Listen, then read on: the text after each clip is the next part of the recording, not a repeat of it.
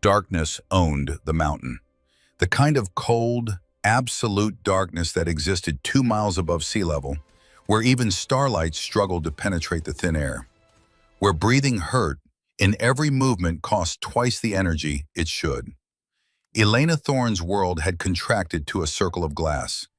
Through the Schmidt and Bender scope, magnified 12 times, she could see the heat signature of a man who didn't know he had 90 seconds left to live. 2,400 meters, just under a mile and a half. The target sat in a stone compound, backlit by a cooking fire, completely unaware that death was studying him through German optics from a ridge he'd never seen. Her breathing had slowed to 6 breaths per minute. Her heart rate held steady at 52 beats.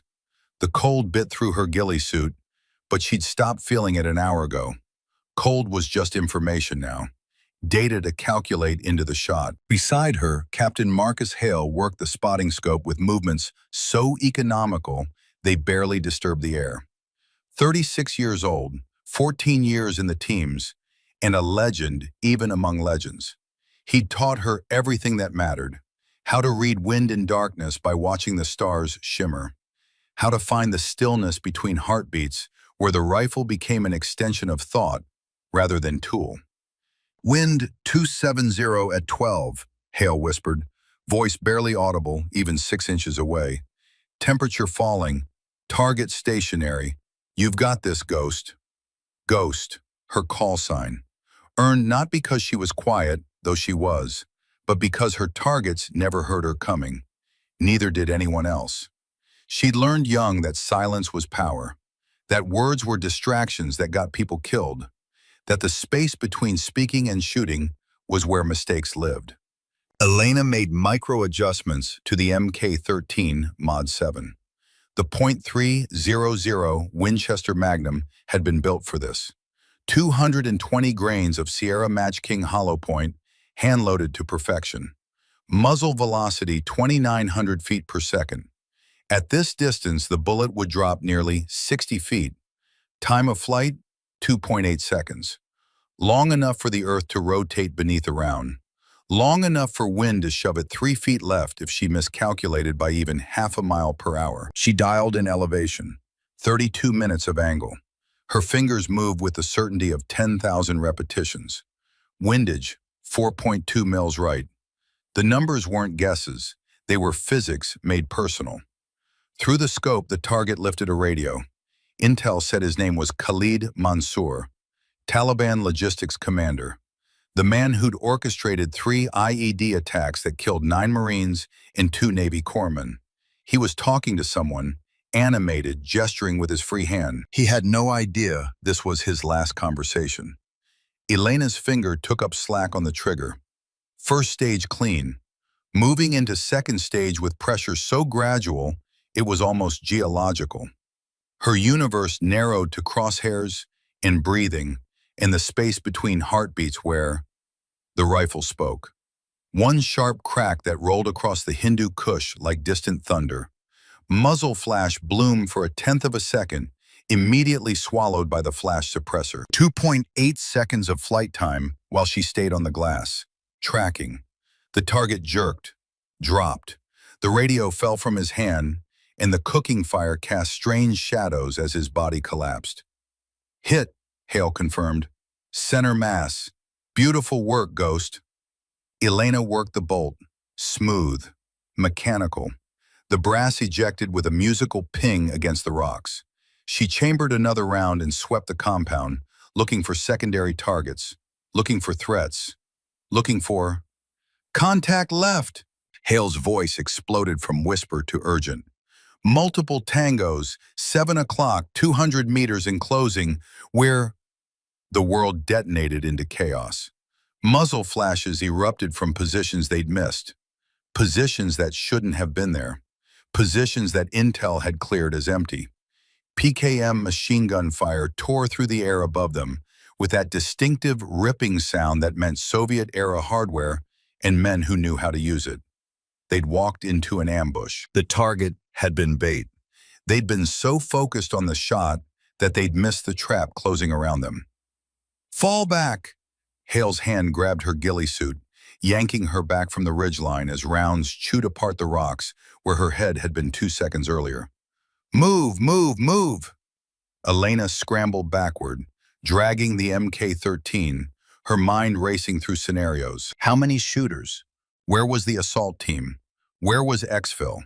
The radio crackled with voices, all of them urgent, all of them shouting over each other. Hale was already on the scope again, scanning. Northeast ridge, 500 meters. I've got muzzle flash, secondary position. They're flanking. The laser designator sweep appeared before the sound. A thin red line that painted across Hale's chest for maybe a quarter second. Elena saw it, saw Hale's eyes widen with recognition, saw him twist toward her, saw him push her. The round hit Hale before the sound of the shot arrived. Supersonic, 7.62 by 54 rimmed, Russian sniper rifle. The bullet entered just below his vest's armored plate, found the gap, and tore through everything important. Blood exploded across the rocks, across Elena's face, across everything. No! The word ripped from her throat, but Hale was already falling, already gone even though his eyes were still open, still aware, still trying to tell her something. She caught him. His weight collapsed into her arms and the blood was hot against her hands. Too hot, too much. Her training kicked in automatically. Pressure, direct pressure on the wound. Pack it with gauze. Apply pressure. Stop the bleeding. Stop. But there was no stopping this. The round had severed his femoral artery and maybe nicked the abdominal aorta, and he was bleeding out faster than physics should allow. Finish it. His hand clamped onto her wrist with shocking strength. His voice bubbled through blood. Northeast ridge, 2,800 meters, silent protocol. Finish. The light went out of his eyes.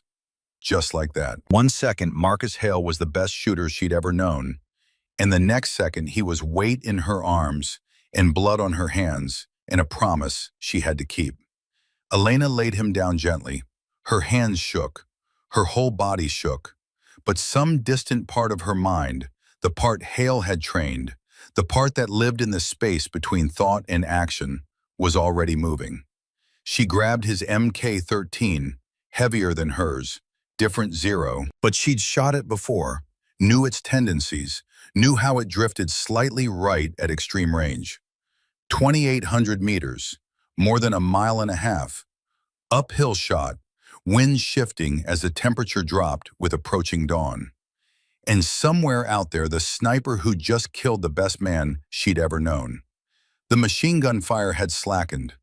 The assault team was pinned down in the compound, voices screaming over the radio for air support, for backup, for anything. They had maybe 3 minutes before the situation became unrecoverable. Elena found the northeast ridge through the scope. Scanned. Scanned. There, a faint shape against slightly lighter stone. Ghillie suit. Professional work. Hidden in a depression that provided perfect cover and perfect angles. He'd killed Hale from there. From a distance, most snipers wouldn't even attempt. Her hands steadied. The shaking stopped. Something cold and certain settled into her chest where her heart should have been. She ran the numbers. 2,800 meters. Elevation, 42 minutes of angle. Wind, shifting but averaging 8 miles per hour from the west. Temperature dropping, air density increasing. Coriolis effect pushing the round slightly right. Spin drift adding another few inches. Bullet drop would be 73 feet. Time of flight, 3.4 seconds. In that time, the Earth would rotate the target 14 inches to the right. The wind would push the round 32 inches left. Humidity and altitude would affect drag coefficient. Normal humans couldn't make this shot. Normal snipers wouldn't try. But Marcus Hale hadn't trained her to be normal. Elena dialed in the corrections. Every click of the turret was a prayer. Every calculation was a promise. She found her breathing rhythm, found the space between heartbeats, found the stillness that Hale had shown her existed if you stopped fighting and just let the moment arrive. Through the scope, the enemy snipers shifted position. Just slightly, Adjusting his aim, looking for another target, Elena's finger took up slack. First stage. Second stage. The trigger broke with that perfect glass rod snap that meant the rifle was ready to speak truth. The Mk-13 bucked against her shoulder. The sound rolled out across the mountains and got lost in the vastness. 3.4 seconds. She stayed on the glass, tracking, waiting. The enemy sniper's position didn't move, didn't shift. For a moment she thought she'd missed, thought the wind had. The figure slumped, toppled forward, rolled out of the depression and tumbled down the scree slope, limp and lifeless and finished. "Hit confirmed," someone said over the radio, forward observer with optics. "Enemy sniper down. How the hell did you—" Elena didn't answer. She was already moving back to Hale, already kneeling beside him in the spreading pool of blood, already pressing her fingers to his neck even though she knew, had known since the light went out of his eyes. No pulse, no breath, no Marcus Hale. Just a body that had been her mentor and her partner and the only person who'd ever really seen her. The assault team fought clear of the compound. Exfil birds came in hot. Medics tried to work on Hale, but Elena stopped them with a look. He was gone. Wasting time on him meant someone else might die. She carried him herself, all the way down the mountain, 6.4 kilometers of brutal terrain, while the sun rose and turned the Hindu Kush into something beautiful that she couldn't see through her tears. Nobody tried to help. Nobody said anything. They just formed up around her in a protective diamond and let her carry the weight of the man who'd made her everything she was. When they finally reached the extract point, Elena set him down gently in the helicopter bay, arranged his hands across his chest, closed his eyes. Then she sat beside him for the entire flight back to base and didn't say a single word. She hadn't spoken during the operation. That was normal, standard procedure for her. Ghost operations meant radio silence unless absolutely necessary. But something had broken in those mountains, something that involved words and speaking and the sound of her own voice. Because her voice hadn't saved Hale. Her words hadn't stopped the bullet. All the talking in the world wouldn't bring him back. So Elena stopped, just stopped. Speaking was for people who hadn't failed the one person who mattered most. Silence was all she had left to offer. Sagefield Training Grounds, Arizona, present day, June 2023, 0600 hours. The high desert morning hit like a physical force, heat already climbing toward triple digits, and the sun barely clearing the eastern ridges. The kind of heat that made distant objects shimmer and dance, that turned the air into something visible and hostile. Elena Thorne stood 30 feet behind the firing line, watching 13 elite shooters fail. They were good. Most of them were great. SEALs and Force Recon Marines and Special Forces snipers who'd made shots that would be classified for the next 20 years. Men who'd operated in every shithole from Fallujah to Kandahar and lived to argue about who was better. But today, they were failing. Spectacularly. The range stretched out for more than 2 miles of broken desert, scrub brush and rock formations, and shimmering heat distortion that made accurate distance calculation almost impossible. At 3,600 meters, just over 2 miles, a standard E-type silhouette sat on a ridge. Steel target, human-shaped, painted tan to blend with the terrain. 13 shooters had tried to hit it. 13 had missed, some by meters, some by less. But in precision shooting, close didn't count. You hit or you missed. There was no third option. The latest miss kicked up dust 60 meters long and 30 right of target. Classic wind drift combined with sloppy elevation hold. The shooter had yanked the trigger in the second stage, letting impatience ruin everything. Master Chief Garrett Voss stood at the primary spotting position, eye pressed to a loopholed spotting scope mounted on a heavy tripod. 62 years old, but built like violence, and experience had been poured into human form and left to set. His face carried the kind of weathering that came from 40 years of sun and salt water and seeing things that marked you permanently. 2 bronze stars on his dress uniform. A Navy Cross he never talked about. Korea, 1952. Chosin Reservoir, when he was 18 years old, and holding a rifle against Chinese human wave attacks in temperatures that dropped to 40 below zero. Then 20 more years of SEAL operations that were still classified. Then another 20 training the next generation. His voice came out flat and professional, but frustration bled through the edges. Wind west at 9, gusting to 12. Temperature 98 and climbing. Mirage severe at all ranges. Bullet drop approximately 82 feet. This is the 13th attempt. 13 of the military's best long-range marksmen. 0 hits. Elena's fingers drifted to her left wrist. Under the sleeve of her worn fatigues, hidden from everyone, a compass tattoo circled the delicate bones. North, south, east, west. And in the center, in script so small you had to know it was there, North Star. Marcus Hale's call sign.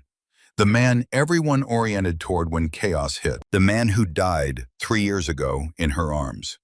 The man whose promise she'd kept by not speaking a single word during operations since. Standing beside Elena was Commander Reese Caldwell. Late 30s, naval intelligence, sharp eyes that missed nothing. She'd been sent from JSOC as an observer, and unlike most of the men on this range, she actually seemed to understand what she was watching. "You planning to just stand here watching?" Caldwell's voice stayed low, meant only for Elena. "Or are you going to show these guys how it's supposed to look?" Elena didn't respond immediately. Her eyes tracked the impact splash from the latest miss. Too long, too right. The wind had pushed it, but more than that, the shooter had fought the rifle instead of working with it. Had tried to force the shot instead of letting the physics happen naturally. 3 years of silence had taught her that watching said more than speaking ever could. Finally, Elena pulled out a small notepad and pen from her cargo pocket. Wrote in neat, precise handwriting, "They're fighting the rifle. Need to let the shot happen."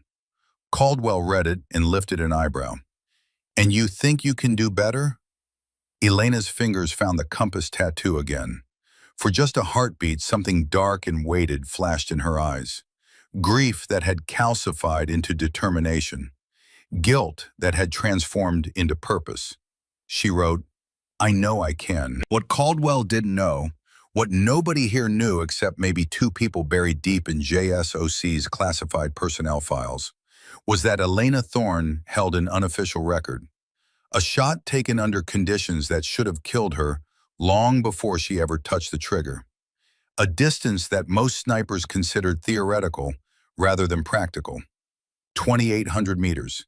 Enemy sniper. Mountain conditions. While her mentor bled out in the rocks beside her, that shot lived in her bones now. Lived in the way her hands steadied when everyone else's shook. Lived in the silence she'd wrapped around herself like armor. But here, surrounded by 13 elite operators who looked at her like she was a visitor who'd wandered onto the wrong range, none of that mattered. Right now, she was just Petty Officer, First Class, Elena Thorne.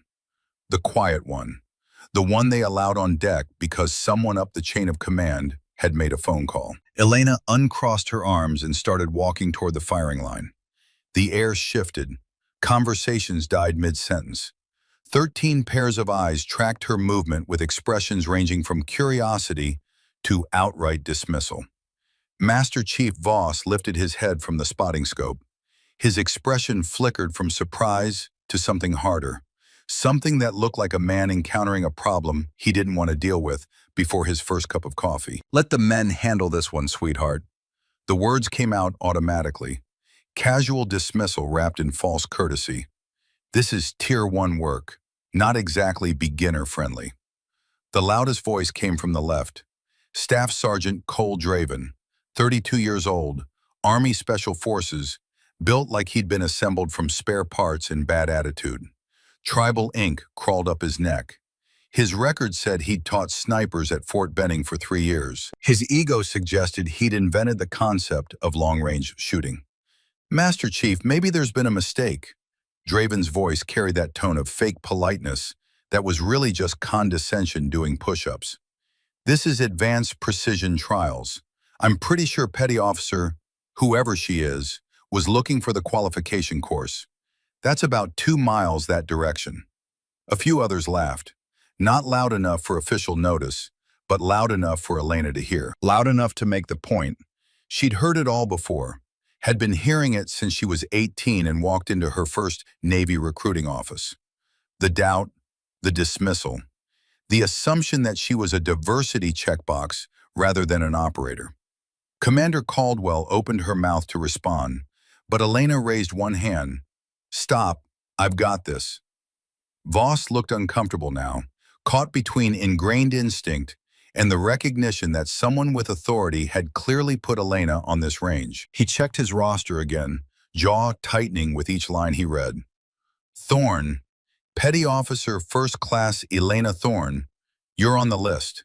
He looked up and his discomfort intensified. What I don't know is why you're cleared for advanced precision trials. This isn't public relations. We're testing techniques for real-world deployment, graduate level only.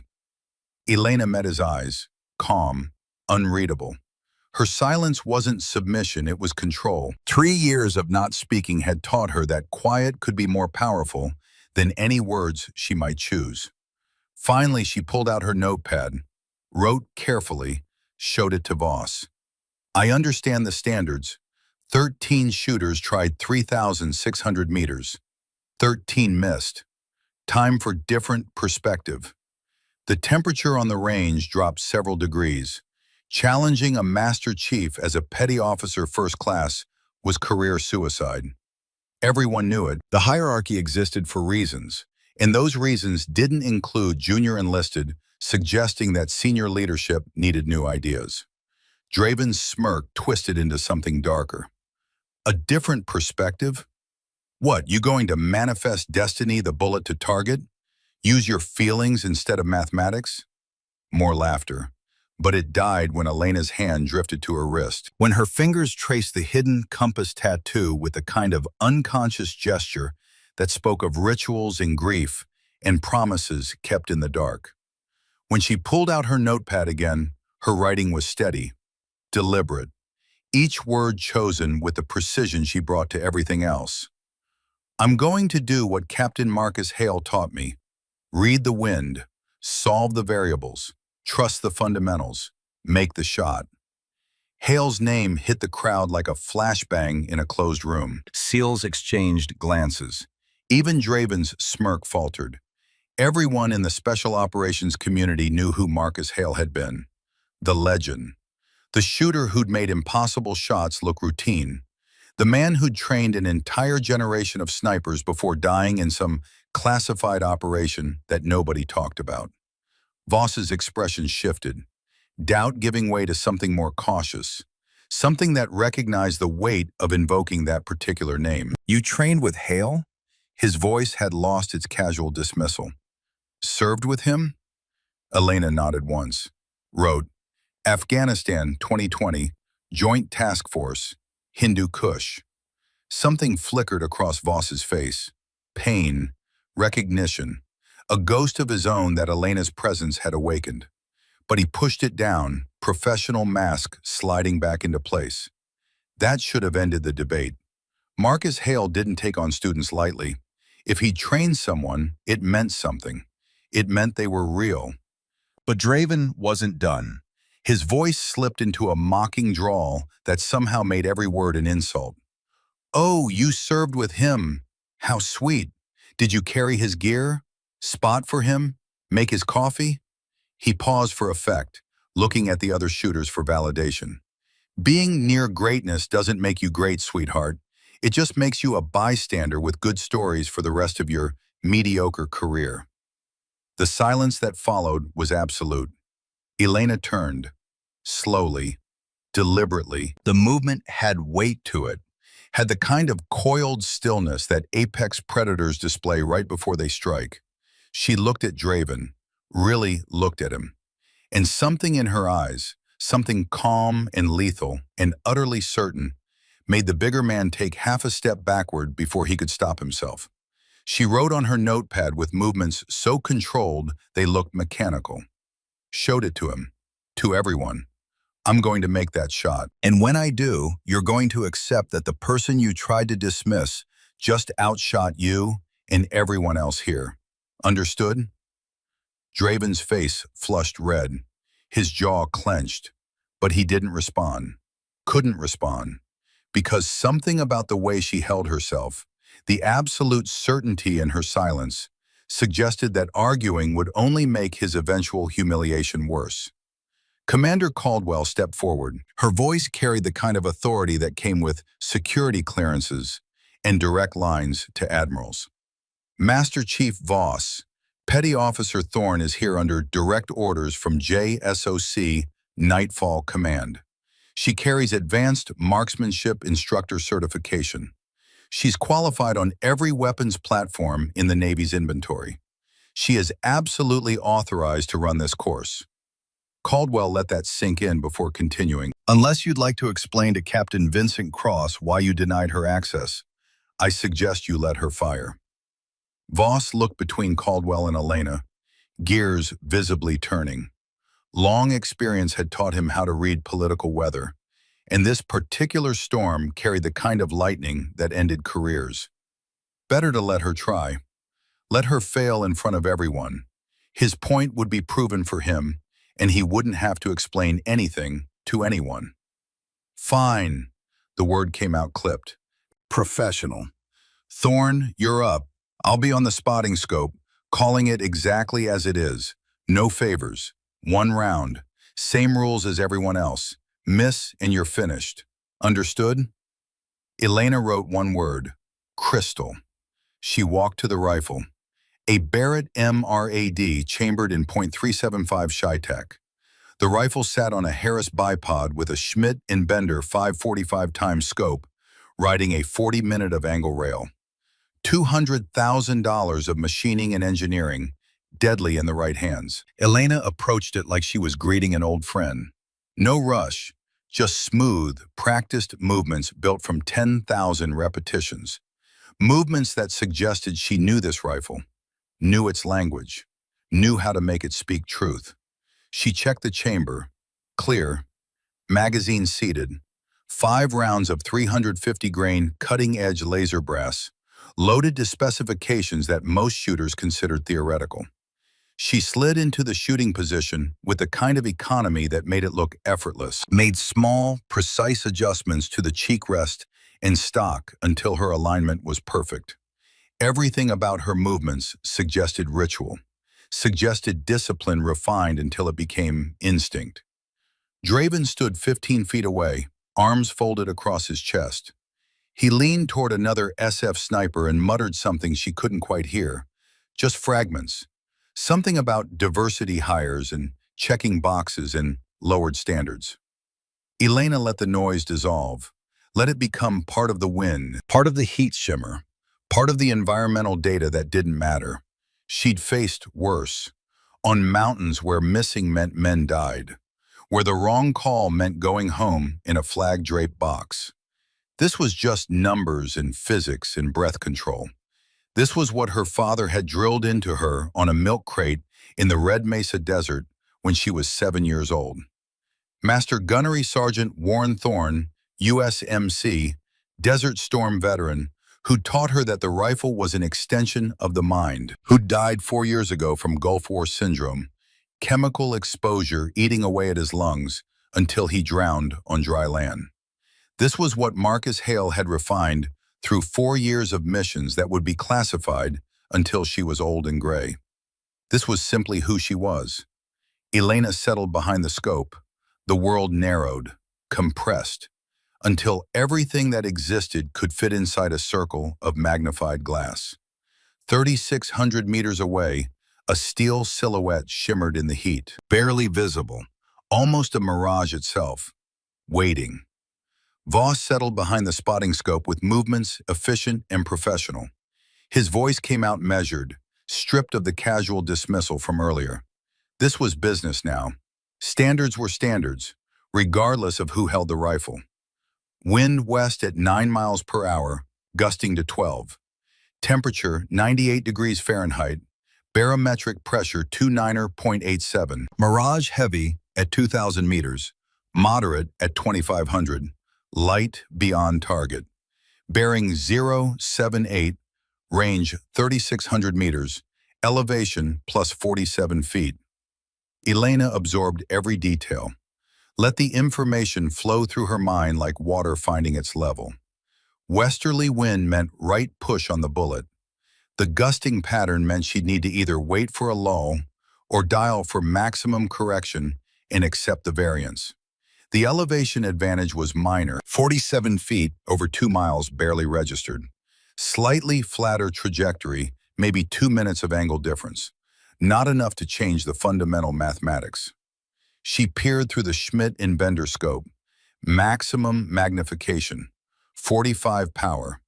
The silhouette filled maybe a quarter of her field of view, shimmering like something seen through troubled water. The Mirage told stories if you knew how to listen. Close to the muzzle, it drifted left to right. Strong current. At 2,000 meters, the flow intensified. Heat rising from exposed rock creating violent distortion. Around 2,500 meters, the pattern smoothed out. Beyond that, lighter movement. Hints in the terrain. Brush bending, dust lifting. Elena's mind ran calculations that had become as automatic as breathing. Projectile, 350 grain cutting-edge laser, .375 Chi-Tac. Muzzle velocity, 2,900 feet per second. Ballistic coefficient, .890. Time of flight at 3,600 meters, approximately 4.2 seconds.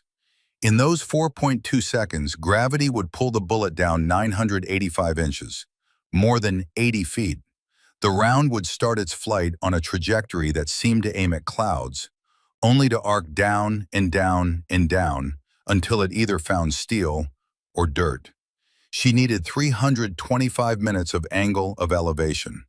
The 40 MOA rail gave her a head start, but the turret still needed to click through 285 MOA of adjustment. Each click precise, each adjustment calculated. Wind was the real threat. 9 miles per hour average with gusts to 12 meant the bullet would drift right. Base windage, 68 MOA for steady 9 mile per hour crosswind. But the gusts added variables. 8 more minutes of angle to account for maximum deflection. Then the factors most shooters forgot. Coriolis effect, the rotation of the earth beneath the bullet's flight. At this distance, shooting west, that added 2.3 MOA to the right. Spin drift from the rifling, another 0.7 MOA right. Total windage, 79 MOA. Elena's hands moved to the turrets. Each click was deliberate. Each adjustment was a promise. The elevation turret rotated with precise mechanical clicks. 285 MOA. The windage turret followed. 79 MOA. Her breathing settled into the rhythm Hale had drilled into her 10,000 times. 4-count inhale through the nose. 6-count exhale through slightly parted lips. Find the space between breaths, where the body goes still, where the heartbeat slows, where the world narrows to reticle and target, and the mathematics that connected them. Behind her, she could feel 13 pairs of eyes, 13 men who'd spent their entire careers being the best, watching a woman they dismissed attempt something they'd all failed. The pressure should have been crushing, should have made her hands shake and her breathing falter and her mind spiral into doubt. But Elena had learned pressure in mountains where failure meant death, had learned it while Marcus Hale bled out in her arms and enemy fire tore apart the rocks around her, had learned it during a 2,800-meter shot that should have been impossible but became necessary because there was no other choice. This was just a target, just steel, just mathematics. Her finger moved to the trigger, began taking up slack. The first stage came smooth as silk, good trigger work from the armorer. Moving into the second stage now, steady pressure, no jerk, no anticipation, just gradual, inevitable, $20 says she doesn't even hit dirt. Draven's voice cut across the range. Loud enough to carry, loud enough to distract, loud enough to detonate her focus like a breaching charge in a quiet room. Snickers followed, low and mean. Elena's trigger finger froze. The shot collapsed. Her world, which had narrowed to perfect stillness, exploded back into noise and heat and the awareness of being watched by men who wanted her to fail. She lifted her cheek from the stock, exhaled hard. Her heart rate spiked. Adrenaline flooded her system. Fight or flight response triggered by distraction at the worst possible moment. She could feel everything now.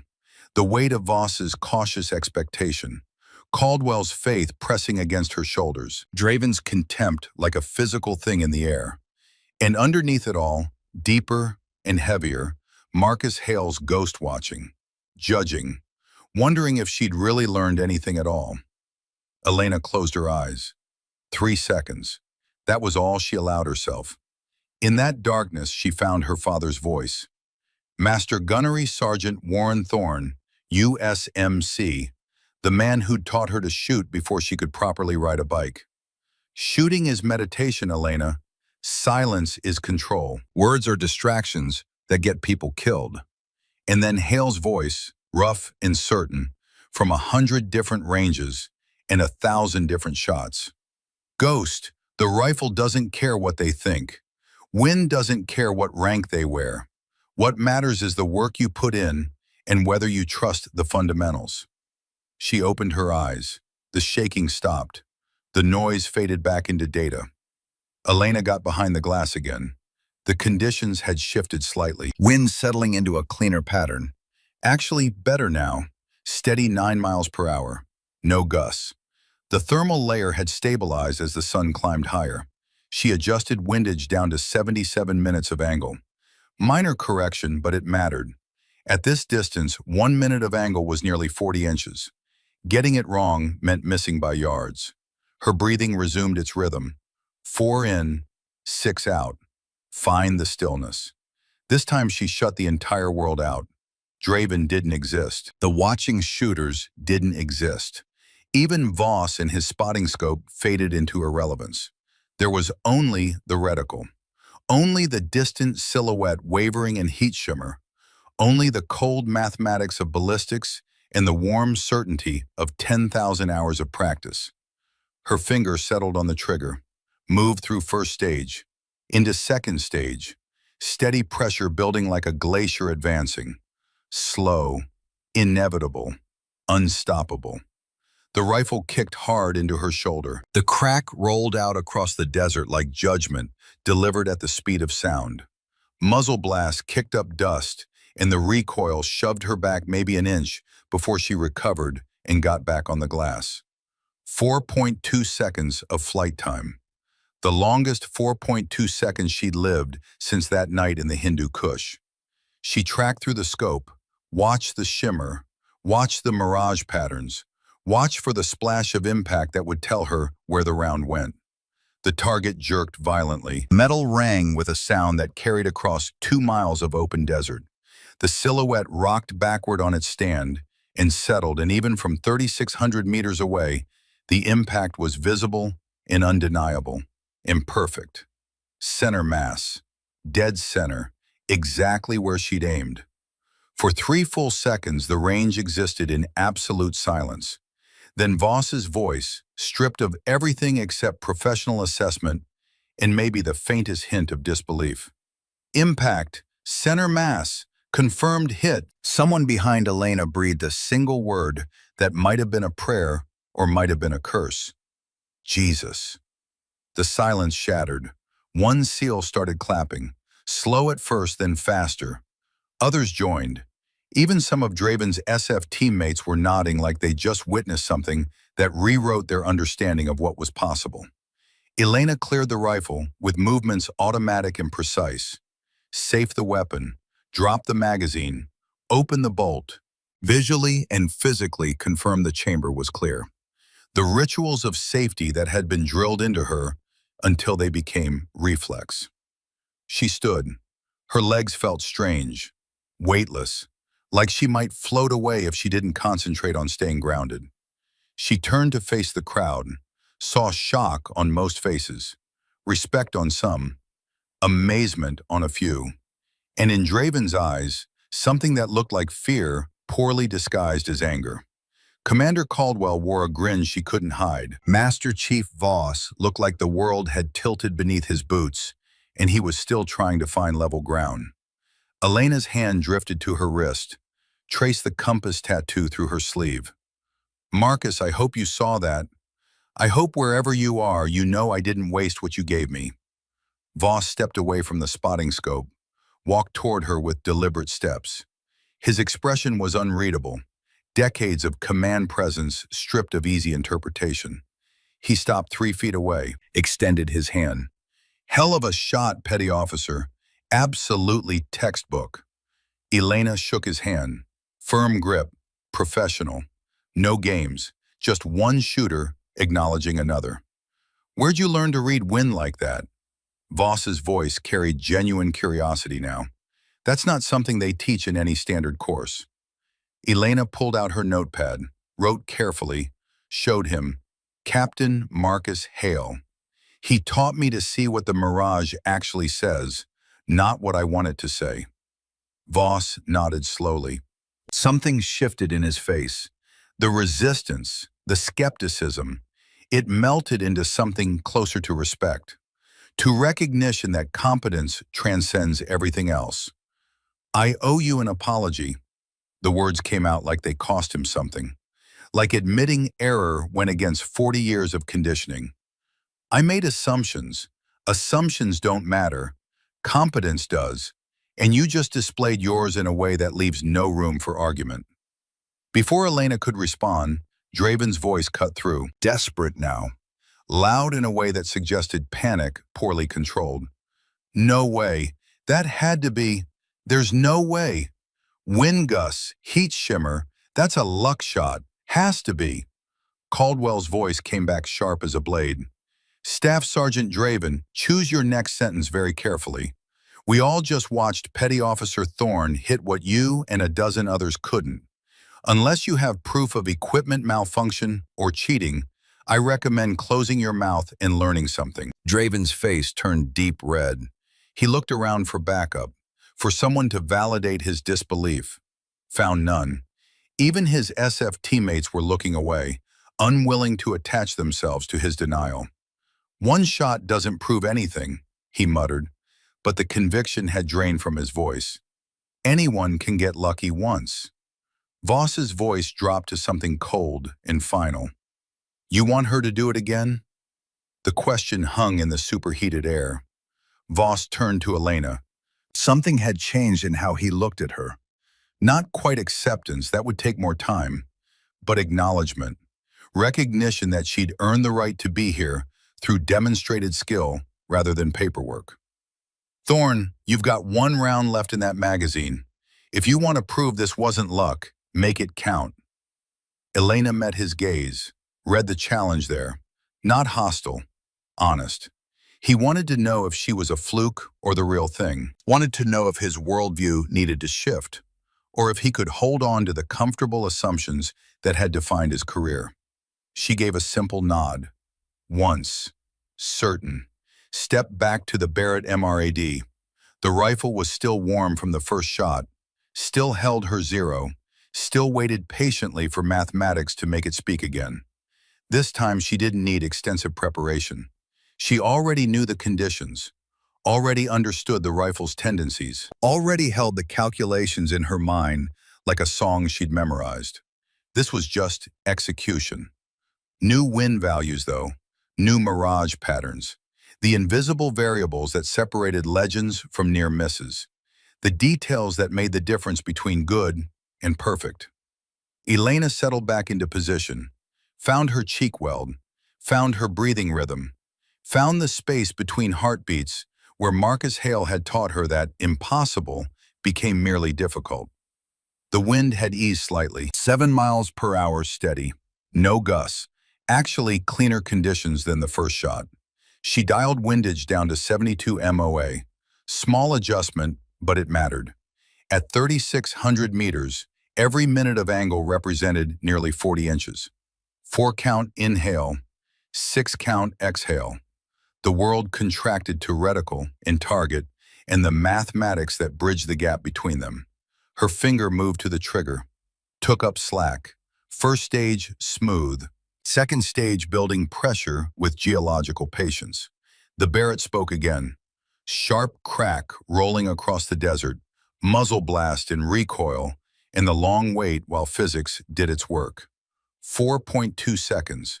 Elena stayed on the glass, tracking, watching the shimmer, watching for impact. The target jerked. Metal sang. Another perfect hit.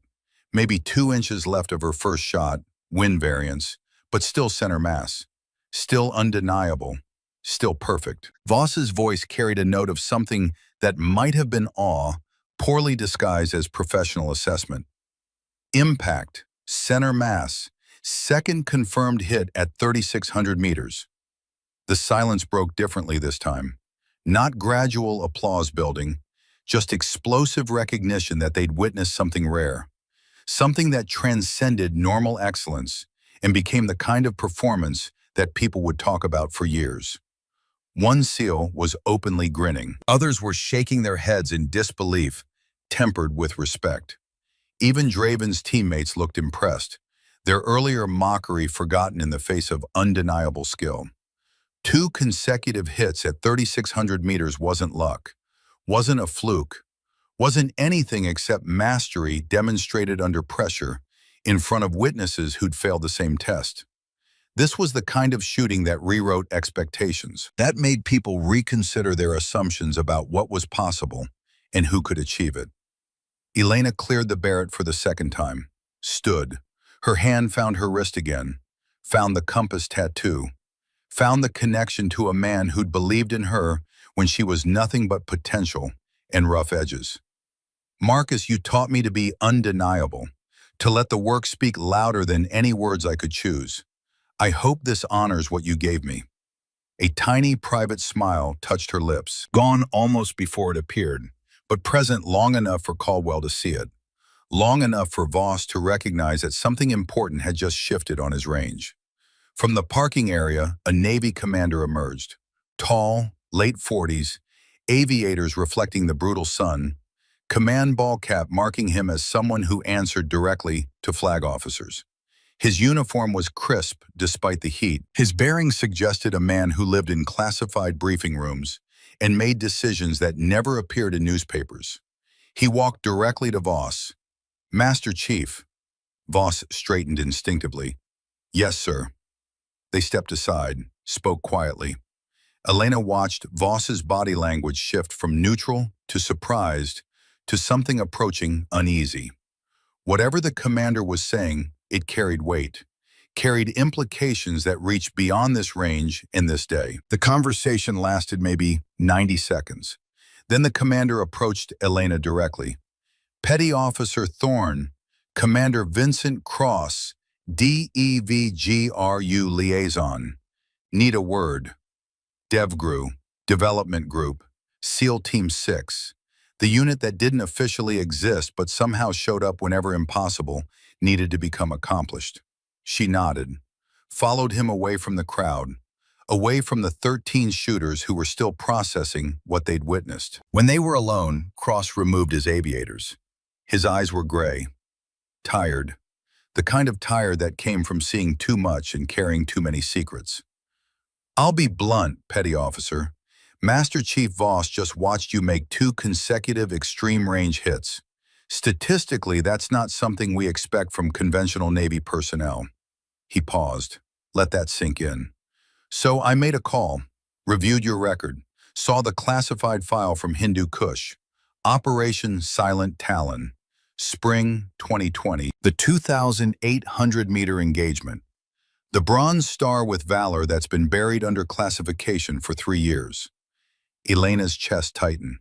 That operation was code black, compartmented beyond normal security protocols, the kind of file that required clearances most flag officers didn't have. Cross continued, his voice dropping lower.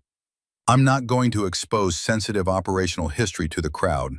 That would violate security and your privacy. But I will brief Master Chief Voss with enough context to stop any more doubt about why you're here. That work for you? Some of the tension melted from Elena's shoulders. He wasn't here to put her on display, wasn't here to turn her classified past into today's entertainment. Just here to ensure that competence was recognized without compromising operational security.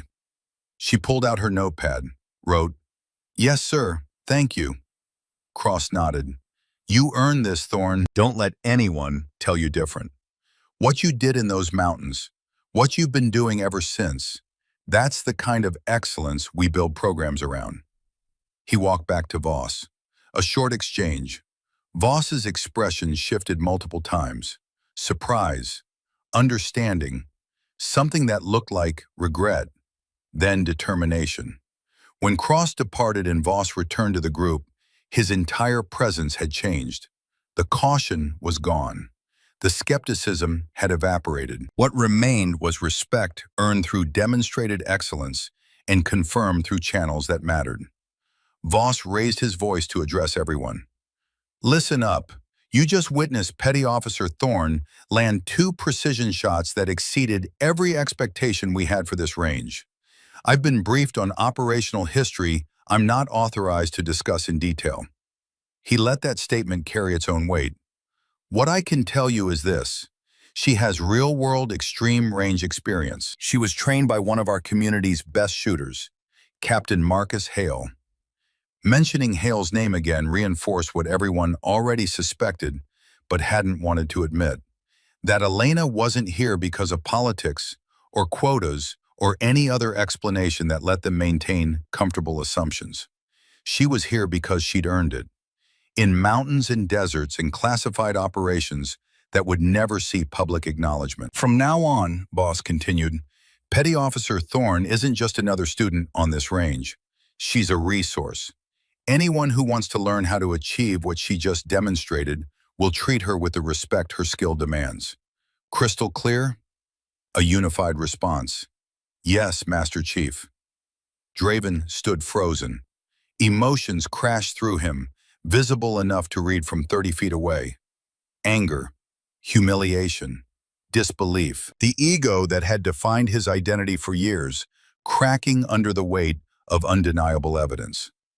After a long moment, he stepped forward, stopped 3 feet from Elena. His jaw worked like he was chewing words he didn't want to say, but knew he had to. When he finally spoke, his voice was low, stripped of swagger, honest in a way that suggested the admission cost him something. "I was wrong about you, Petty Officer, about everything. That was the most impressive shooting I've ever seen." He paused, swallowed. "I'm sorry."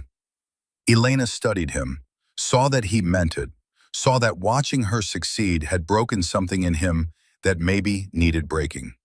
That sometimes the best lessons came wrapped in humiliation you'd earned through your own arrogance. She pulled out her notepad, wrote, "Apology accepted, Staff Sergeant. We're all here to learn." Draven nodded, started to turn away, then stopped, turned back. His voice was quieter now, almost vulnerable. If you're willing, would you teach me? How you read wind like that? How you stay calm under pressure? I've been teaching snipers for 5 years, but I've never seen anyone with your skill set." Elena hesitated. Draven had been her loudest critic, had tried to humiliate her in front of everyone, had represented everything she'd fought against for her entire career. But Marcus Hale had taught her something important. That holding grudges was a luxury operators couldn't afford. That the mission always mattered more than ego. That making others better was how you honored the people who made you better. She wrote, "Okay, but we do it my way. No ego, no shortcuts. Start with fundamentals even if you think you know them." Draven nodded rapidly. "Deal. Absolutely. Whatever you say." Elena watched something shift in his eyes. The beginning of transformation from critic to student. From someone who talked about excellence to someone willing to learn it. The desert sun hammered down with a kind of intensity that made even breathing feel like work. Heat shimmered off every surface, turning the distant ridges into watercolor paintings that shifted and reformed with each thermal current.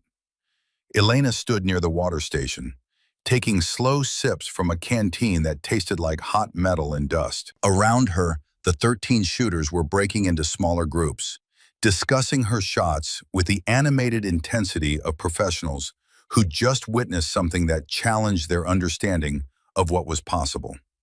Master Chief Voss approached with an expression Elena couldn't quite read. Not hostile anymore, not exactly friendly either. Something more complex. Something that suggested internal debates being waged behind those weathered features. He stopped a few feet away, studied her for a long moment. When he spoke, his voice carried the weight of decisions made and consequences accepted.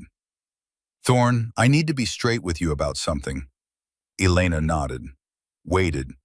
3 years of silence had taught her that listening often revealed more than questioning ever could. Voss glanced back at the range, at the target still standing at 3,600 meters, at the Barrett MRAD resting on its bipod like a mechanical prophet waiting to speak truth again. The 3,600-meter shots, those were qualification standards. What we've been testing all week. 13 shooters attempted it, 13 failed until you. He paused. But that's not actually the test we're chasing. Something in Elena's chest tightened. Not fear exactly, more like recognition that the real challenge had been waiting in the wings all along. Voss continued.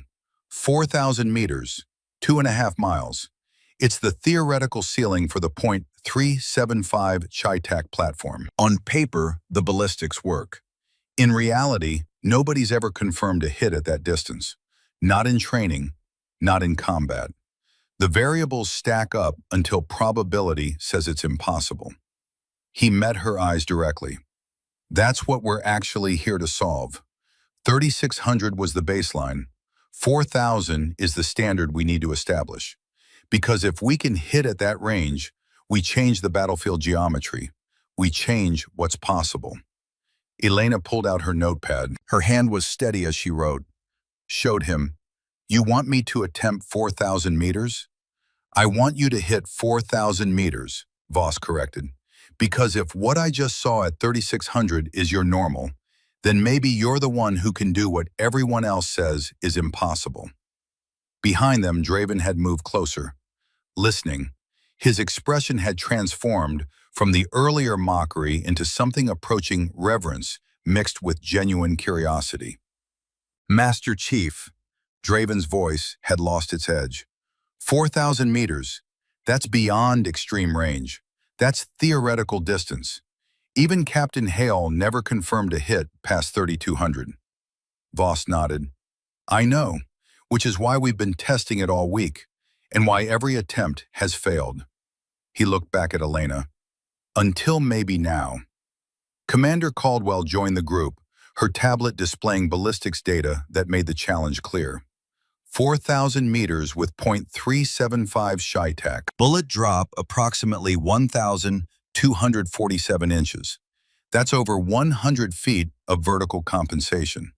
Time of flight, 5.3 seconds. Wind drift at even moderate speeds pushes into double-digit meters. She looked up from the screen. The mathematics say it's possible. Reality says it isn't. Something happens in that gap between theory and execution that we haven't solved.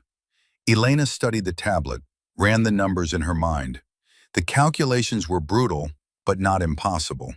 Not if you accounted for every variable.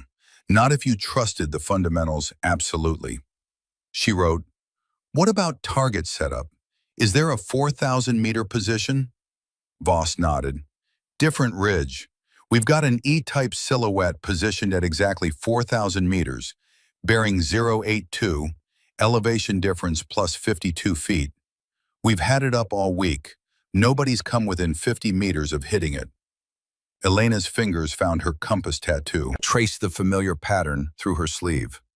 Marcus Hale's voice echoed in her memory from 100 different training sessions. "Ghost, Impossible is just math nobody solved yet. You solve it by trusting every fundamental, accounting for every variable, and refusing to accept that it can't be done. She wrote on her notepad with movements decisive and clear. I'll attempt it. 2 rounds. Voss's expression shifted.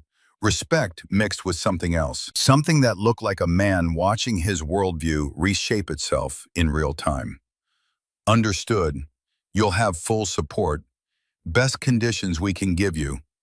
But Thorne, he paused. This isn't about proving skeptics wrong anymore. This is about establishing what's actually possible. If you hit this, you change doctrine, you change training, you change how we think about long-range precision. The weight of that statement settled on Elena's shoulders. This wasn't just about her anymore, wasn't just about honoring Marcus Hale's memory or validating her own skills.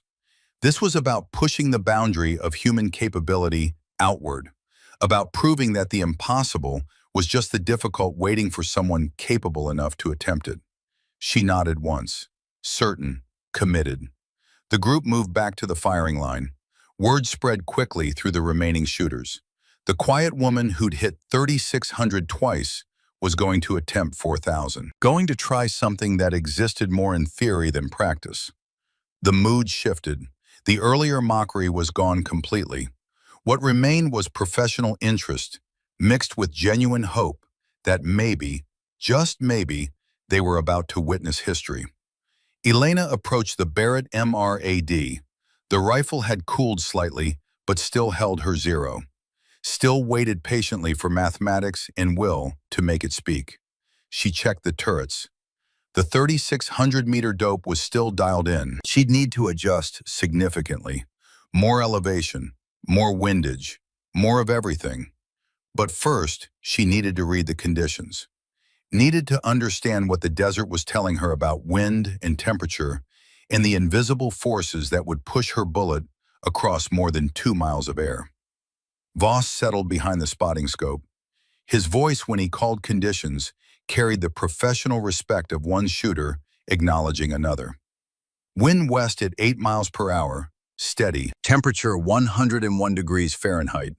Barometric pressure 29.92. Humidity 11%. Mirage minimal at all ranges. Conditions are actually optimal right now.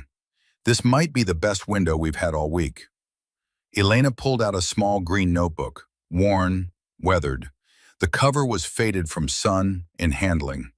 Inside, pages filled with ballistics calculations, wind charts, and handwritten notes in 2 different styles of penmanship. Her father's writing from when she was young, and Marcus Hale's precise printing from 4 years of training that had transformed her from skilled to exceptional. She flipped to a blank page, began running calculations with the focus of someone who understood that mathematics didn't lie, didn't have opinions, didn't care about gender or rank or politics. Numbers were pure truth waiting to be applied. 4,000 meters, 0.375, ShyTac, 350 grain projectile. Muzzle velocity 2,900 feet per second. Time of flight 5.3 seconds. Gravity would pull the bullet down 1,247 inches. More than 100 feet. She needed to aim at a point in space that seemed to target the sky, trusting that physics would arc the round down and down until it found steel. Elevation needed 380 minutes of angle. The 40 MOA rail gave her a foundation, but the turret needed to click through 340 MOA. She'd be maxing out the elevation adjustment, living at the edge of what the scope's mechanical limits allowed. Wind at 8 miles per hour steady would push the bullet right. Base calculation, 89 MOA for the crosswind component. But at 5.3 seconds of flight time, she had to account for wind variation at different altitudes. Ground level wind might be 8. Mid-flight could be different. High flight path might see 5 or 6. She calculated for 6 miles per hour at high altitude. Reduced windage to 85 MOA base. Coriolis effect at 4,000 meters, shooting west, 3.1 MOA right. The Earth's rotation would shift the target's position during the bullet's flight. Spin drift from the rifling, another 0.8 MOA right. Total windage, 88.9 MOA. Call it 89 MOA for the first attempt. Elena closed the notebook, looked at the numbers she'd written, double-checked every calculation. The mathematics were sound. The physics were solid. The shot was possible. If she executed perfectly, if the wind held steady, if every variable aligned, if she trusted everything Marcus Hale had taught her about pushing past impossible into merely difficult. She began dialing the turrets. Each click was precise. Each adjustment was a commitment. The elevation turret rotated and rotated, the numbers climbing into ranges most shooters never used. 340 MOA of elevation. The scope was now aimed so high that looking through it showed mostly sky. Only when she accounted for the holds and the calculations did the geometry make sense. 89 MOA of windage. The reticle was offset so far right that the target wasn't even visible in the field of view at normal hold. She'd have to use the reference points in the scope, trust the mathematics, believe that the bullet would curve back to center through forces invisible to the naked eye. Elena settled behind the rifle, found her cheek weld, found her breathing rhythm, found the space between heartbeats that Marcus Hale had shown her was where excellence lived. Through the scope at maximum magnification, she could barely see the target, a smudge against lighter-colored rock, a suggestion of a silhouette rather than a clear image.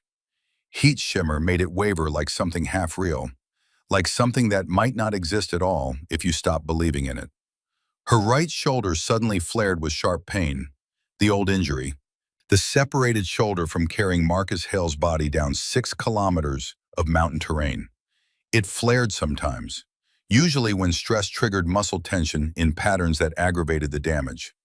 Elena adjusted her position slightly, shifted the stock to take pressure off the injured area. The pain didn't disappear, but it became manageable, became information rather than distraction. Pain is just data, she reminded herself. Acknowledge it, catalog it, set it aside.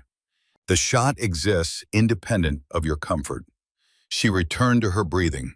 4-count inhale, 6-count exhale. The world narrowed, compressed, until everything that mattered fit inside a circle of glass and the absolute certainty of mathematics. Her finger moved to the trigger, took up slack. First stage, smooth, moving into second stage with pressure gradual and inevitable. Draven's voice cut through the silence, but different this time, urgent rather than mocking. Master Chief, she's injured. Look at her shoulder position. She's compensating. This isn't fair. The observation froze Elena's trigger finger. Not because Draven was trying to sabotage her. The concern in his voice was genuine. He transformed from critic to someone who actually cared whether she succeeded safely. Voss looked up from the spotting scope, studied Elena's position, saw the slight asymmetry in how she'd adjusted the stock. "Thorne, you good? We can delay if you need medical assessment." Elena lifted her head, met Voss's eyes. There was genuine concern there. Not condescension, not doubt. Just a Master Chief making sure one of his shooters wasn't pushing through an injury that would compromise performance or cause long-term damage. She pulled out her notepad, wrote, "Old injury, Afghanistan, manageable, I'm good." Voss studied her for a long moment, weighing responsibility against capability, weighing safety protocols against the reality that every operator in special warfare carried old injuries that flared at inconvenient times. "Your call," he said finally, "but if that shoulder causes you to jerk the trigger, you call the shot bad, and we try again. Clear?" Elena nodded, wrote, "Clear." She settled back behind the rifle. The shoulder still hurt, but she'd compartmentalized it now, made it part of the background noise rather than a crisis demanding immediate attention. 4-count inhale, 6-count exhale.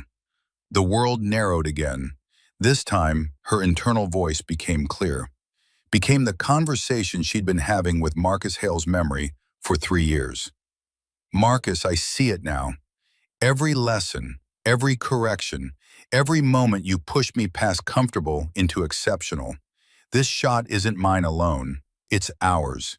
I'm just the instrument of everything you poured into me. Memories cascaded through her mind in the space of 3 heartbeats. The first day meeting Hale at Advanced Marksmanship School. His voice saying, "You've got natural talent. I'll make it supernatural." The 1,000 repetitions. The endless wind-reading drills. The night before he died, when he'd handed her his range notebook and said, "When I'm gone, these are yours. Every lesson."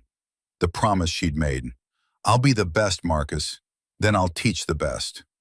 She'd kept half that promise by being silent, by withdrawing, by honoring him through absence rather than presence. But that wasn't what he'd asked for. He'd asked her to teach, to pass forward, to make his death mean something beyond grief and guilt. Elena's fingers settled on the trigger. The world contracted to a single point where intention and physics aligned. She pressed, smooth, steady. The trigger broke with that perfect glass rod snap. The Barrett roared. Muzzle blast kicked up a dust cloud. Recoil hammered into her injured shoulder. Sharp pain that she noted and dismissed in the same instant. She stayed on the glass, tracking, watching. 5.3 seconds of flight time, the longest 5.3 seconds in her life. Through the scope, she watched the mirage patterns, watched the shimmer, watched for any indication of where the round went. The impact came as a dust splash. 60 meters left of target. Elevation looked perfect. The round hit at exactly the right height on the ridge. But windage was off. She'd miscalculated something in the wind values. "Miss," Voss called. 60 meters left, elevation on target. Wind pushed it. Disappointment rippled through the watching shooters. Not mockery this time, just the recognition that 4,000 meters was living up to its impossible reputation. But Voss continued, voice thoughtful. "Downrange observer is reporting something. Stand by." Radio chatter. Voss listening. His expression shifted. "Observer says the target frame shifted position. Wind torque bent the support post approximately 2 meters to the right. Your shot would have been much closer if the target was where it was supposed to be." Debate erupted immediately. Did structural failure count as a miss? Was the test compromised? Elena raised her hand. Silence fell.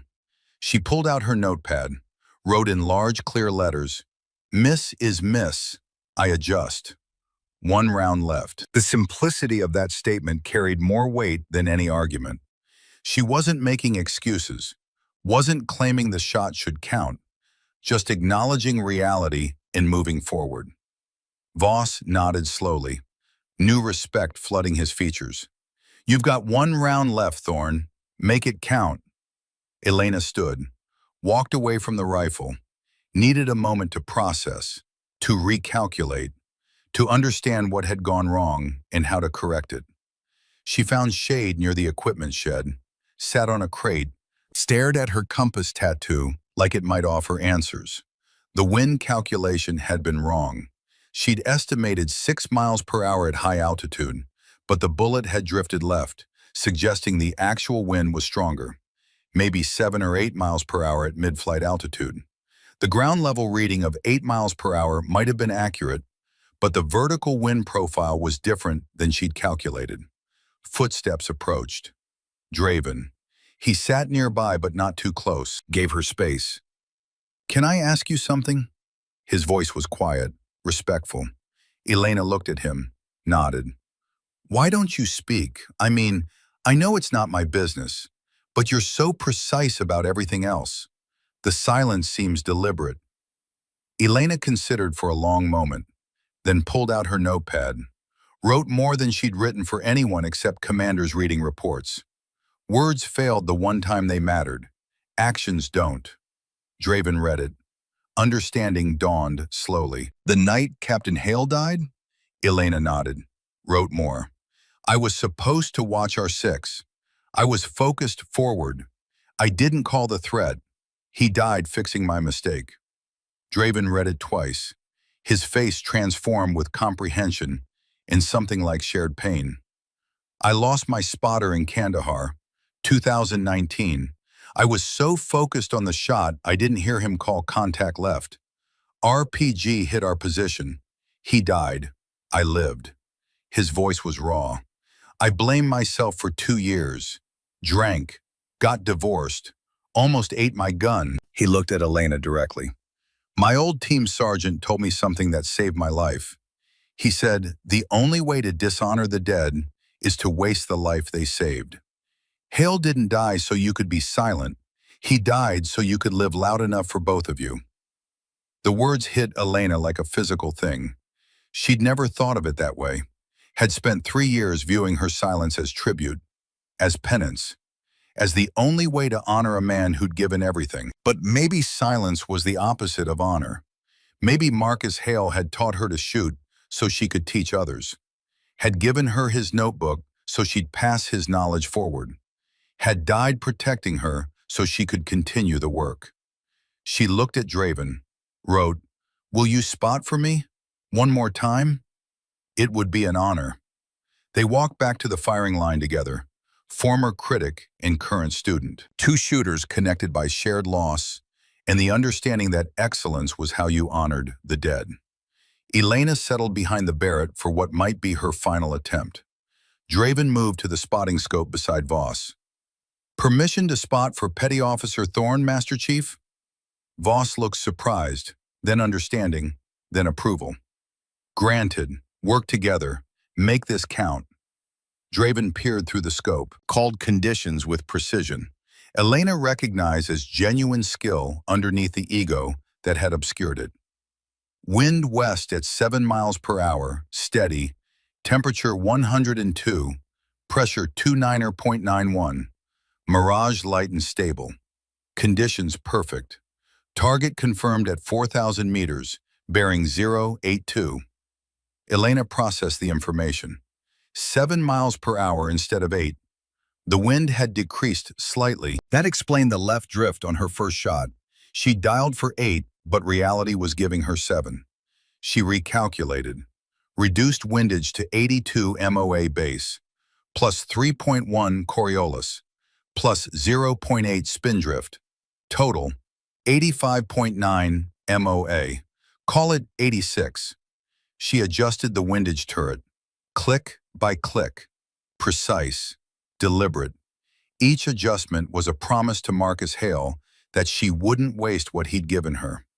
Elena settled in, found her breathing, the 4-count inhale, the 6-count exhale, the space between heartbeats where Marcus Hale had taught her that perfection lived. Through the scope at maximum magnification, the target was barely a suggestion. A ghost of a silhouette wavering in heat distortion 2.5 miles away. The reticle was offset so far from the target due to windage adjustment that she had to trust mathematics over what her eyes told her. Trust the numbers. Trust the fundamentals. Trust the process. Draven's voice came soft through the still air. Wind holding steady at 7. Mirage stable. Conditions perfect. Window is open. Then quieter with genuine respect. "On you, ghost." The use of her call sign by the man who'd mocked her hours earlier wasn't lost on Elena. It was recognition. It was one operator acknowledging another. It was proof that excellence spoke louder than prejudice ever could. Elena's mind cleared. The pain in her shoulder existed but didn't matter. The watching crowd faded into irrelevance. Even the memory of Marcus Hale's death, the weight she'd carried for 3 years, receded into background noise. All that remained was the shot. Pure, simple, inevitable.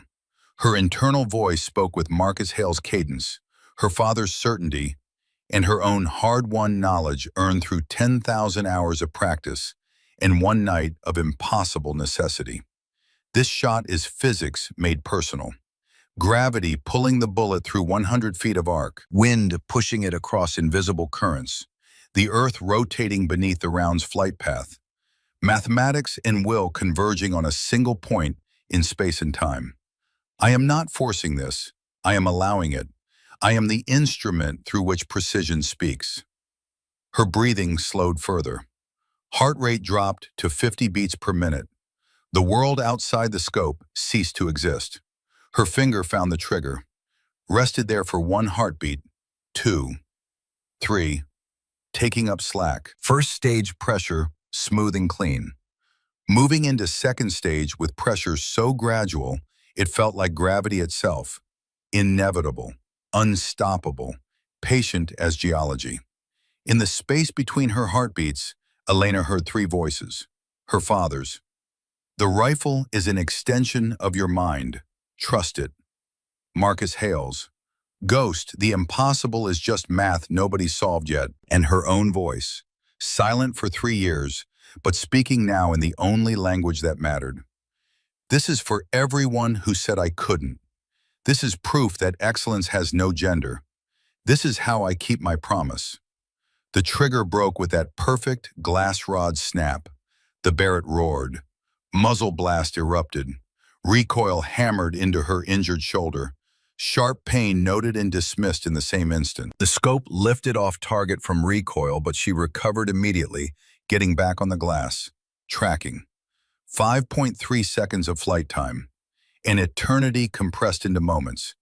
The entire range held its breath. 13 elite shooters who'd failed this shot. Voss, who'd doubted her. Draven, who'd mocked her. Caldwell, who'd believed. All of them frozen, watching, waiting. Elena stayed on the glass, tracking through the shimmer, through the mirage, through 2.5 miles of superheated desert air. The bullet arced upward, peaked, began its descent. Wind pushed it right. Coriolis nudged it further. Spin drift added final correction. Gravity pulled it down and down and down through 100 feet of fall. Physics and mathematics and will made manifest. At 4,000 meters, the target exploded. Metal shrieked. The silhouette rocked backward violently. Even through extreme magnification and heat distortion, the impact was visible and undeniable and perfect. Center mass, dead center, exactly where she'd aimed. For 3 full heartbeats, absolute silence. Then Draven's voice cracked with pure emotion. Hit, confirmed hit, center mass, 4,000 meters. The range detonated into chaos. SEALs shouting, SF guys disbelieving their own eyes. Even Voss yelling something that might have been celebration, or might have been prayer, or might have been both at once. Elena cleared the rifle mechanically. Safe. Magazine out. Bolt open. Chamber clear.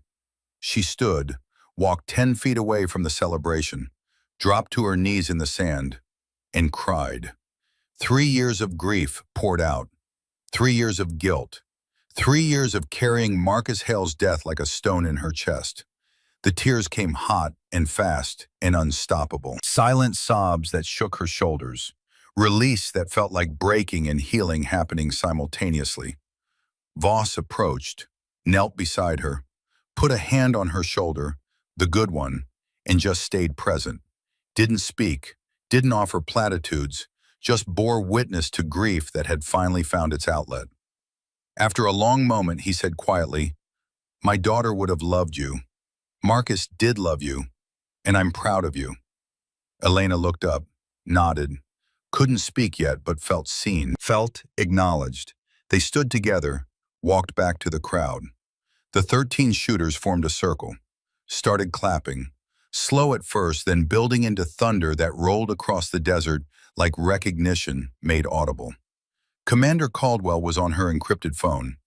Confirmed, 4,000 meters, first successful hit in program history. Shooter, Petty Officer First Class Elena Thorne. The voice on the other end was tinny, but clear enough to hear. Outstanding. Designate Thorne for immediate DevGru assessment. Also, declassify her Afghanistan record. Captain Hale's legacy deserves recognition. Caldwell looked at Elena. "You're about to become famous." Elena pulled out her notepad, wrote, I just want to teach. Caldwell smiled. You'll do both. Voss addressed the group with the authority of someone whose worldview had been rebuilt in the last hour.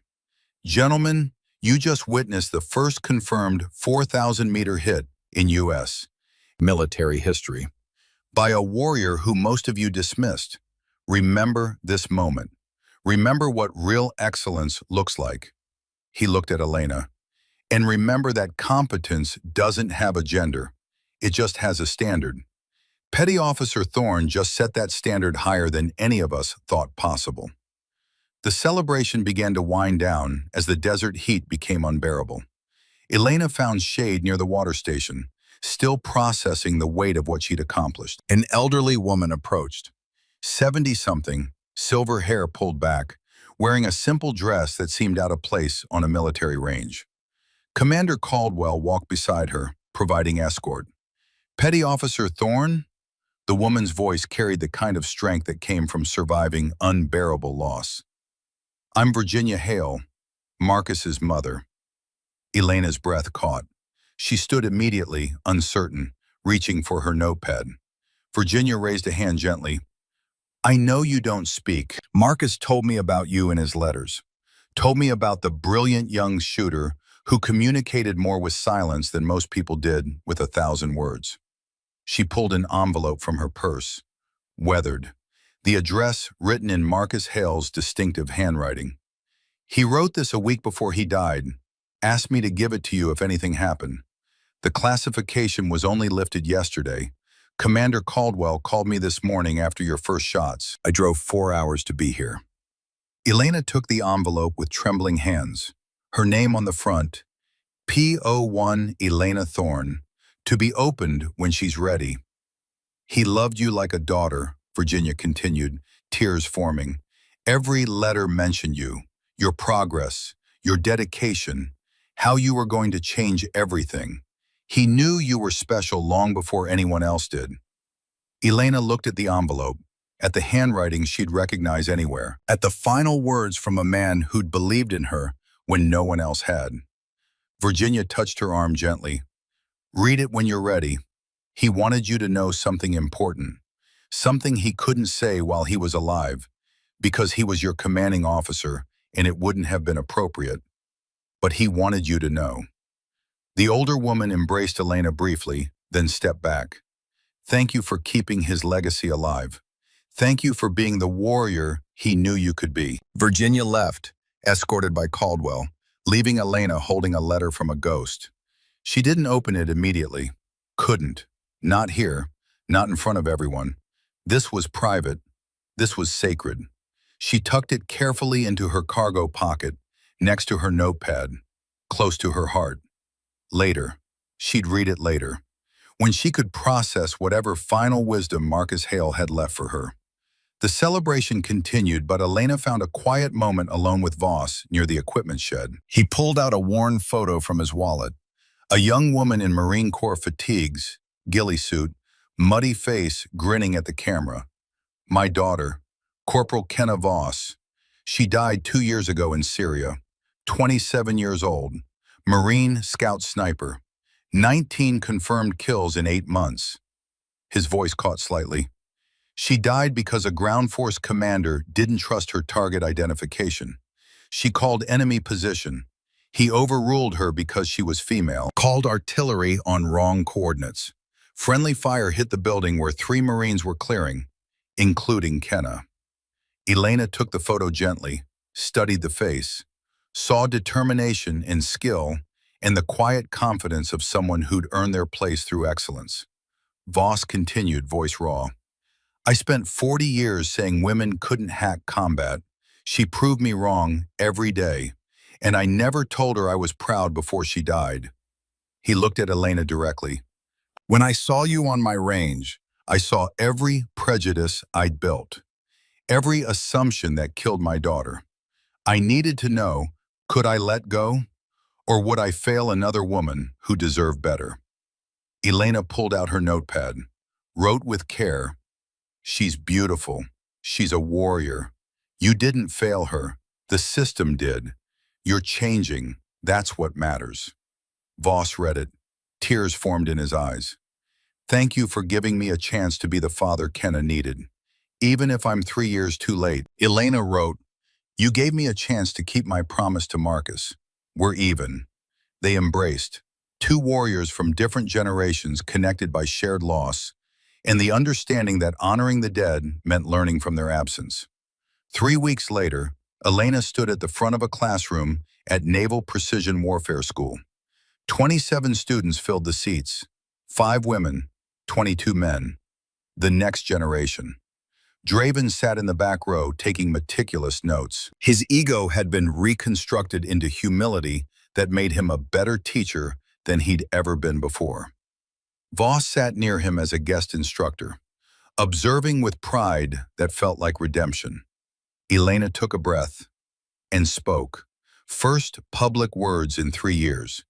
Her voice was rusty but strong. My name is Petty Officer First Class Elena Thorne, call sign, Ghost. The words felt strange in her mouth, foreign and familiar simultaneously. For 3 years, I didn't speak because I thought silence honored my mentor's sacrifice. I was wrong. Captain Marcus Hale didn't die so I could be silent. He died so I could teach. She held up the worn, green notebook, Marcus Hale's range notebook, her inheritance.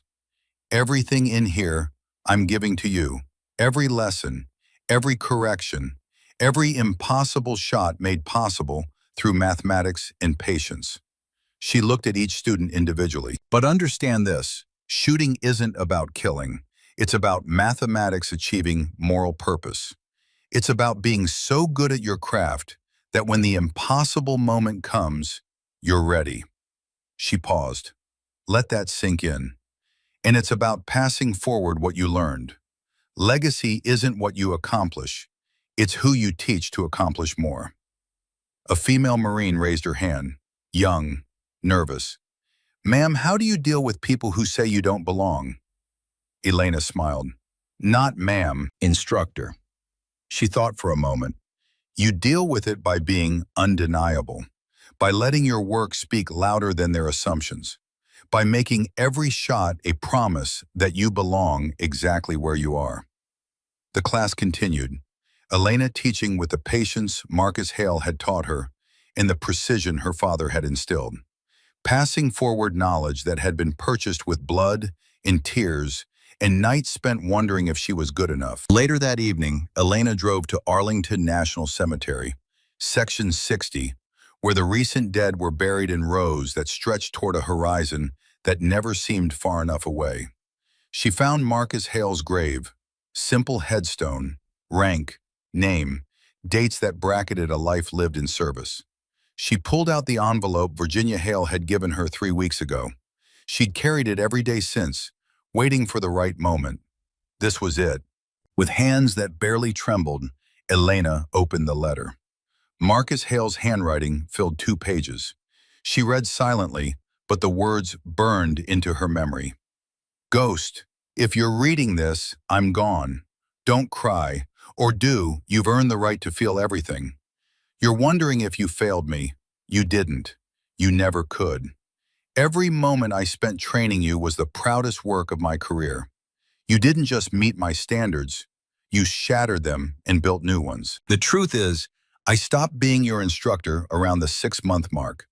After that, we were partners, equals. And in the last year, I was learning from you as much as you from me. I'm writing this because I know you. You'll blame yourself for whatever happens. Don't. In our line of work, every mission could be the last. But every mission is worth it because we're protecting people who can't protect themselves. That's the moral purpose. My final order to you, teach. Pass forward everything we built together. Create shooters better than me, better than you. Build a legacy that outlives us both. And Ghost, speak. Let the world hear your voice. Silence was beautiful for you, but your words will be beautiful for others. They need to hear what you know. You kept me sharp. You kept me honest. You kept me alive far longer than I had any right to be. Thank you for being the partner I never thought I'd find. Now go be the teacher I know you are. Semper Fidelis, Marcus. Elena folded the letter carefully, placed it in a weatherproof case with the notebook. Both together, both sacred, both passed forward to the next generation. She placed items carefully at the grave, a photo of her 4,000-meter target, whole dead center, the weatherproof case containing both the notebook and letter, a compass matching her tattoo design. She pulled out her personal journal, wrote her response. Marcus, I made the shot. 4,000 meters, first in history. But more importantly, I kept my promise. I'm teaching. 27 students this cycle. I'm making them as good as you made me. Better, if I can manage it. I'm not silent anymore. I found my voice through teaching. Every correction I give carries your wisdom. Every student I train honors your legacy. You live in every shot I make, every lesson I teach, every life I help save through training.